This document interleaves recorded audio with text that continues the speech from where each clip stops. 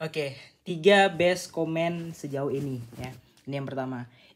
Dengan melawan roket yang lagi terbang ya kan, Lai. Koreksi dikit langsung serok. DCA is a key. Pertanyaannya, apakah DCA dilakukan ketika dipucuk? Koreksi dikit langsung serok. Nah, ini yang kayak ada gimana gitu ya. Cuman ya udah deh, itu trading plan dia, kita nggak usah salahkan. Nah, yang ini ya, apa itu overheat? Bull terus sampai 50k gitu ya. Ini dia udah sangkut banyak waktu Januari Februari kemarin, udah pasti gitu. Ya mungkin udah ada lah yang kejemput beberapa altcoin, tapi aku yakin masih banyak juga yang belum kejemput gitu ya. Nah, ini si orang ini dari kemarin waktu 31.000 teriak 35 crash ya kan. Naik lagi tuh BTC tuh 31.000 sebelum terjun ke 25 ya kan. Crash ya. Nah, sekarang lah baru benar gitu kan. Ya, kebetulan aja sih sebenarnya karena memang trennya udah breakout gitu ya. Nah, sekarang udah gila lagi dia ya. Kemarin tuh diam gitu. Kenapa? Karena banyak sangkut dan banyak halunya. Nah, ini yang lucu ya. Bear div tapi kok malah naik cuaks. Ha, gini ya. Kalau pemain dari 2022, 2021 waktu zaman-zaman bulan memang sense untuk marketnya tuh kecil gitu. Bahkan nggak ada gitu ya.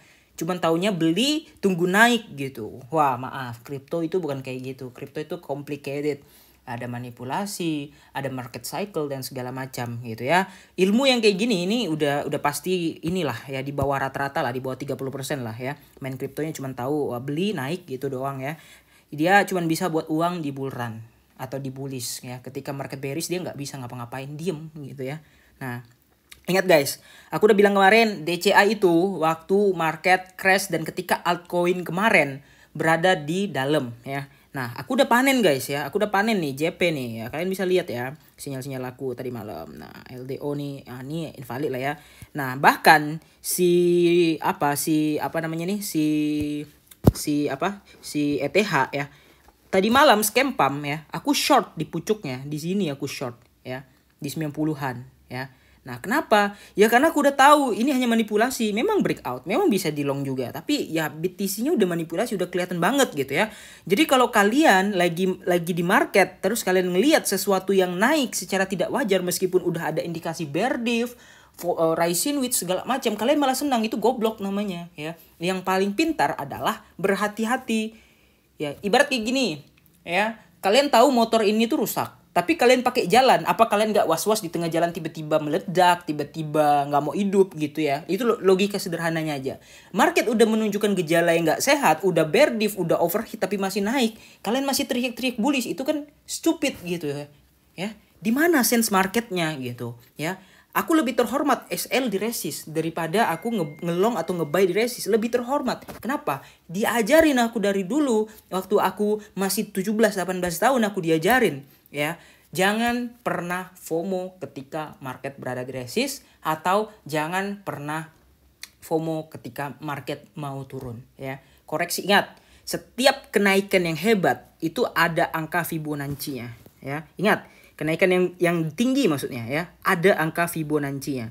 Dan kalau kita tarik angka Fibonacci dari kemarin dari area yang di sini ya, untuk pergi ke setengahnya aja, untuk ke 0,5-nya kita perlu koreksi sampai 32.000 ya.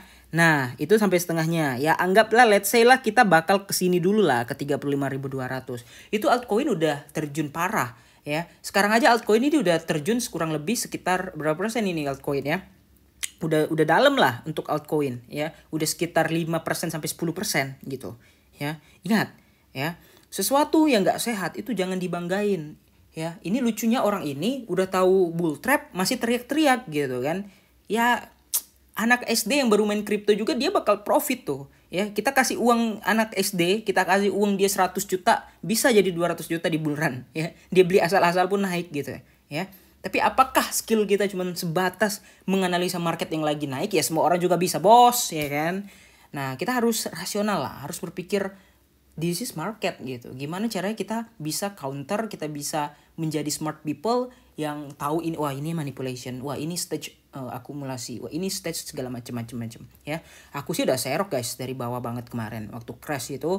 Aku udah bilang kok, Reserok. Dan ini saatnya, biarpun aku kemarin ada yang SL ya, dari 4 sinyal 2 SL 2 TP, dari 3 sinyal 1 SL 2 TP, ya at least tadi malam udah banyak NJP ya. Nah DOT 10%, ini yang aku bilang ya, 12%. Matic masih ngocok, terus ROS ya 8%, TP1 doang, kemudian OP hampir TP max 6%, ini scalping doang kemarin sinyalnya. Nah ini AVAX, JP ya, harusnya TP3-nya, TP max-nya itu kurang lebih di sekitar 15%, tapi it's okay, nggak masalah. Ya, nah ini yang tadi malamnya JP lah guys ya. Jadi ya kalem aja lah gitu, melihat-lihat market yang kayak gini tuh kayak pantau aja lah. Kita yang orang-orang udah lama, udah ngerti, udah ngerasain bullish bearishnya 2019-2020 yang waktu aku cut loss gara-gara apa sih namanya itu, COVID ya kan. Aku cut loss itu BTC waktu itu, 3 minggu kemudian terbang. Itulah dia, pengalaman adalah guru terbaik. Orang yang nggak ngerti ya udah tetap bakal kayak gitu, nggak akan berubah. Oke, see you in the next video.